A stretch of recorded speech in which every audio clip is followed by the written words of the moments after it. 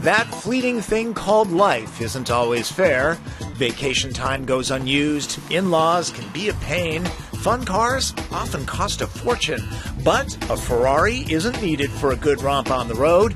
The Fiat 124 Spider is back, and even Italian. Well, kind of. The world's worst kept secret, the 124 Spider is largely based on this car.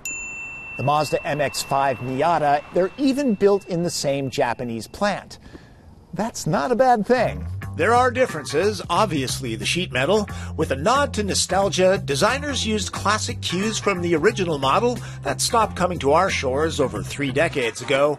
Blame modern safety regulations for the chunkier look. The wind and the sun can be yours for as little as 26 grand. This upmarket Lusso model goes for 30. The 124 is some 5 inches longer and 100 pounds heavier than MX-5. All this is identical to the Mazdas, with added insulation here and a laminated windshield to keep the din down. A reminder of the Fiat Chrysler hookup, too. It's crazy simple to drop, just as easy to raise, even for a guy with rotator cuff problems. The Spider gets a heart transplant, shipped from Italy. This 1.4-liter turbo 4-cylinder engine provides the back wheels with 160 horsepower and 184 pound-feet of torque, but less character out of the tailpipe than its Japanese cousin. The 6-speed manual comes from the previous generation Miata, still terrific. I'm driving the 6-speed Autobox. You must move up to the Abarth model to get paddle shifters. The turbo motor takes just a second to build power, but in the middle of the rev range, there's a nice meaty power band. Rowing a manual gearbox would give a driver at least the illusion of directly keeping the engine in its sweet spot. I feel less engaged with the shifts done for me. Let's get something straight. I am not the kind of guy that insists that you must get a manual transmission in a car like this. The automatic here works pretty well. It's always in the right gear. But I gotta admit, I really miss manual. The chassis structure comes from Mazda, but the Fiat has unique springs, dampers, and anti-roll bars for a smidge more compliance, but less body roll. Retuned steering, too. Everybody's going to compare the handling of this car to the Miata. You kind of have to.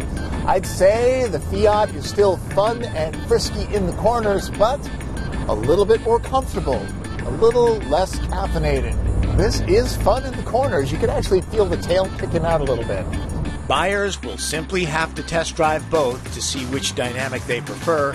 The extra sound insulation and milder exhaust note adds a smoother vibe to the Italian, though the Abarth model offers more growl. Okay, I'm doing 50 miles an hour, as you can tell by my Dennis the Menace hair. Wind management is pretty good. Fuel economy? The EPA average for both 124 and MX-5 using premium fuel is 30 miles per gallon, except for the Fiat's automatic that drops down to 29 mpg. Shouldn't be a deal breaker. The cabin looks awfully familiar, with an instrument panel that's nearly identical to you-know-what, with some nicer materials here and there. That means the user interface can be operated from here and here. The wheel doesn't telescope either. Seats have Mazda's comfy frame system that's similar to an Aeron office chair. The unique side panels, that's the big difference in here. There's an additional third of a cubic foot of cargo room in the Fiat, a suitcase this size, and a small overnight bag will fit, great for a weekend. Taken a step further, it's great for a new outlook on life. The perfect way to unwind, perhaps when the in-laws stress you out.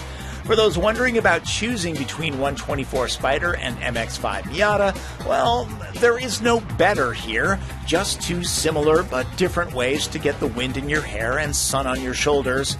Glad to see the world has another affordable roadster choice.